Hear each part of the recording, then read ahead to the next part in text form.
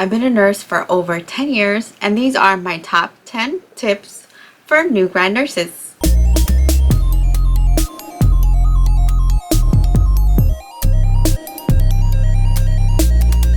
Hello, and thank you so much for clicking on my video. My name is Mayella, and if you're new here, I post videos on my life as a nurse and day off vlogs. And today, as you see in the title, I'm going to be giving you my top 10 tips for new grad nurses. Like I said, I have over 10 years of experience as a nurse. I have worked at the bedside in a community clinic setting, and currently I work as a public health nurse with farm workers. So I have held a variety of positions.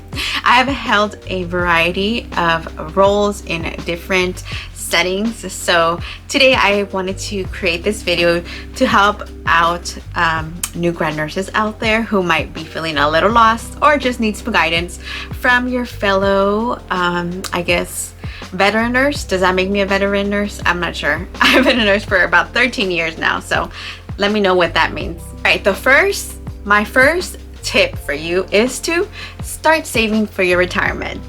Yes, I'm kind of surprised that I put this as number one, but for me, I really wish somebody told me this when I first started. So I was in my early 20s when I graduated from nursing school, and I know when you start getting your first nurse paycheck, it might be maybe more than you were making before. It might be your first job ever, it might be your first professional job, and I know for me, I wanted to keep as much money of it as possible.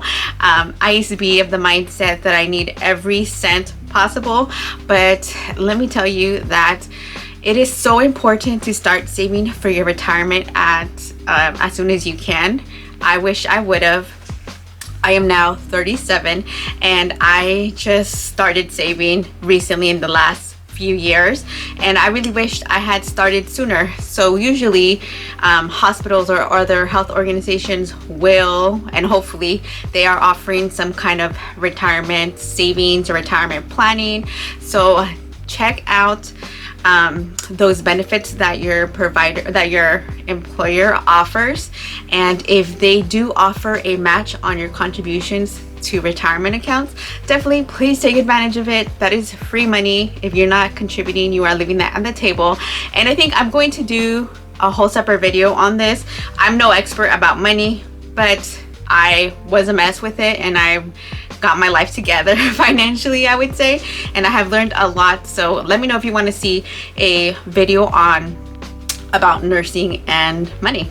Tip number 2, which is something that I learned really quickly, was do not take anything personally. So you are going to be encountering a lot of as far as patients, people are having the worst days of their lives when they're seeing you. Probably if you're working at the bedside setting, they are having very scary moments in their life. They are not at their happiest for the most part from what I've seen. That also includes other staff, family, patient's family, your co-workers, your managers. Don't take anything personally, because usually what I have learned in my experience is that the way people treat you has more to do about how they feel with themselves than what they feel about you.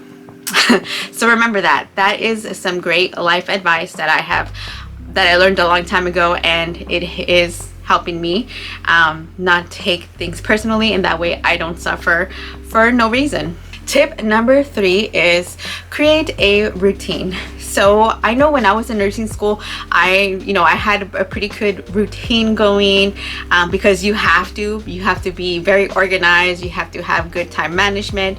And I would say once you graduate and start your professional career, your new career as a nurse, you're going to have to continue these routines. And by the routines, I mean things like exercise, because you do want to take care of yourself, a sleep routine, you want to meal prep if that's something that's going to help you, because at first when you are on your own, when you're starting as a brand new nurse, everything is new Days are exhausting, days are long. So I would really recommend that you create routines for yourself, whether it be a morning routine, night routine, a workout routine, meal prep or cooking routine. So routines are very important and they will help with time management in your new life. My next tip is that you will feel like you don't know everything, or you may feel lost, and that is okay. As a nurse who has had many years of experience, I can tell you that I still don't know everything, and you're never going to know everything. So give yourself a little bit of grace, because you are learning. Everything is new. Like I said, everything is new. So you are not going to know everything.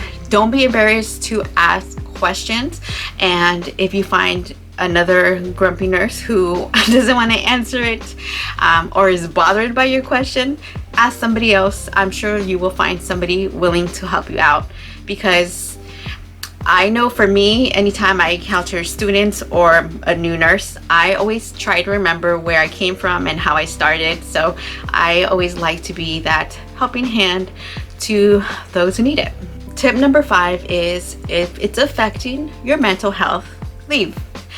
So I know that probably sounds easier said than done, but currently I would say that it is very, very difficult in the nursing world. There's a lot of things going on, and I feel like right now nurses have the upper hand because we are in need in a lot of places, especially at the bedside.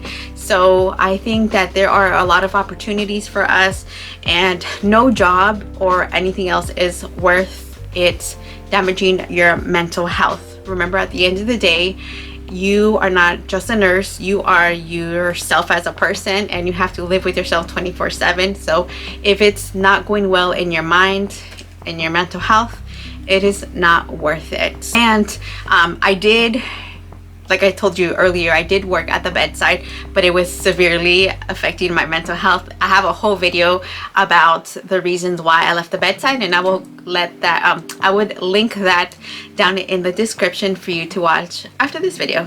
And on that point, tip number 6 is that there are so many options for us nurses. When you are in nursing school, they only talk about bedside nursing, working at a hospital, all that kind of stuff. They tell you that you need to work 1 year of med-surg and then you can do whatever you want. But I'm here to tell you that there are so many other options. You do not have to work at the bedside. You can work out in the community. You can work out at a school. You can work on a cruise ship, in med spa. There are so many options. So I would say that you should start exploring your other options.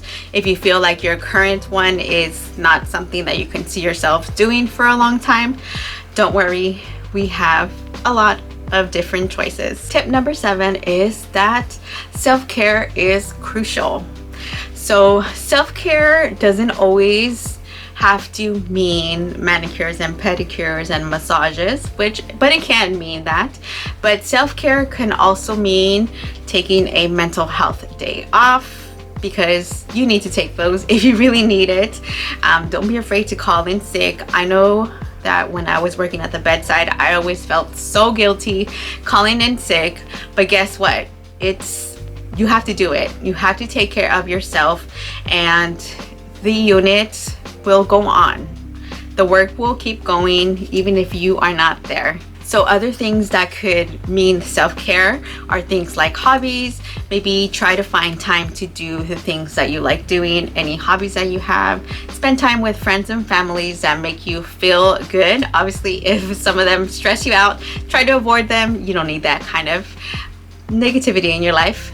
But self-care is crucial. Tip number 8 is keep learning. As nurses, we are lifelong learners, and that is exactly why we have to do continuing education units or credits. I know here in the state of California, we have to do 30 units every time we renew our RN license, so that's about 15 a year. So keep learning. Try to see what kind of resources your employer has. I know for me, I work for a local county in California, and we have a lot of like online classes and videos that you can watch to keep learning. A lot of them could be directly related to nursing, but others can be things maybe not so related to nursing, but that can be used in your nursing role. So keep learning. Tip number 9 is your coworkers are not your family. I know that may sound a little cruel, especially since we spend more time with our coworkers than with our family sometimes, and you sometimes build a bond with them. But the truth is, not everybody is gonna have your best interests. So you may think that you're really close to somebody at work, but in the end they can do something to betray you or who knows what. But that can also keep you in toxic environments because you feel guilty that you're going to be leaving your family, in quotation marks. You're going to leave them stranded, but at the end of the day, everyone is just going to look out after themselves. So I would say it again, your coworkers are not your family. Sorry. And tip number 10 is to have fun. You are now entering a new phase in life, a new phase in your professional life. You are starting your career as a nurse, and it is important to have fun in your professional and in your personal life, because you have worked hard and you have finally arrived to one of your biggest goals, which is becoming a nurse. So congratulations. That is all the tips that I'm going to be giving you today to new grad nurses, and I think these tips can apply to any nurse. So if you enjoyed watching these kinds of videos, definitely let me know. Let me know if you have any other tips down in the comments that I missed. Leave them down there, and that way other new nurses could read them and take your advice. I do post a new video every Sunday, so I hope to see you on my next one. Bye.